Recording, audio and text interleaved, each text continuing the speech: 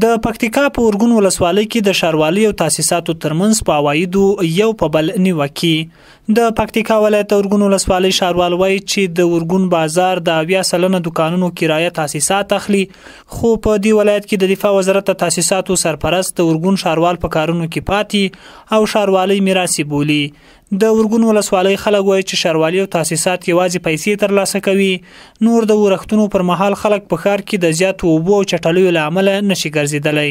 اوبه یې مخه نشته چې اوبه راته خلاصه کړي، ښاروال وروره 2 ټالۍ شګه واچوي، هغه بیا چې کله باران سي چیکړ سي نو بس هغه ترنه بدتره سي. ماسټر پلان یې دپسې ورک سوی د 3 کاله کېږي چې ماسټر پلان ده، نو ماسټر پلان شته نو بل شی شته. د ښاروالۍ پیسې درېمې د پیسې د کوبل ته نه وري، دا د دلته په دغه بازار کې مصرف شي. روډ جوړ کړی دی نه، لښتی جوړ کړی دی نه، پلچک جوړ کړی دی.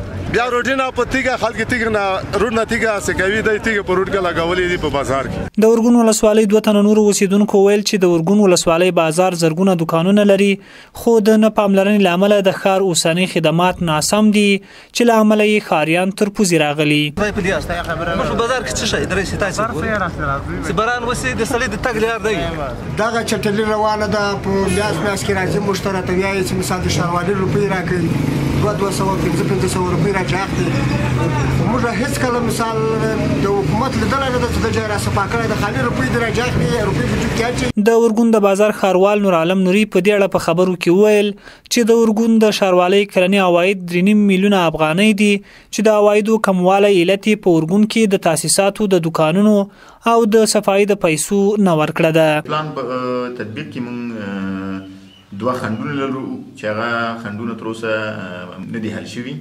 لومړی دا چې د په ښار کې تقریبا 80% یا 80% ځمکه دولتي ځمکه فعلا د وزارت دفاع په تصرف کې ده.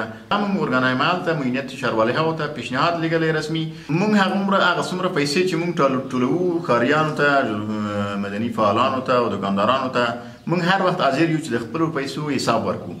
موږ چې کومې پیسې ټولوو د هغه نه ما په شمول د ما د ټول پرسونل معاش په ښار کې موږ روزانه پاشي کوو، دې ټول مصارف موږ د همدغو عوایدو نه کوو. په ورګون کې د تاسیساتو سرپرست حسین احمد بشردوست په خبرو کې ویل چې په ورګون کې د تاسیساتو 1300 دکانونه دي چې کرایې د افغانستان بانک له لوري مالی وزارت ته جمع کیږي او دوی له دکاندارانو څخه د صفایي په نامه پیسې نه وړي.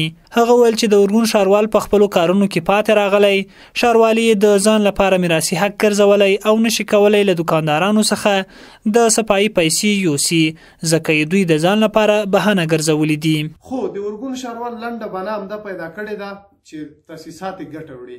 ښاروال ستا وظیفه معلومه ده، د تاسیساتو وظیفه معلومه ده، ستا خدمات معلوم دي، تاسیساتو خدمات معلوم دي.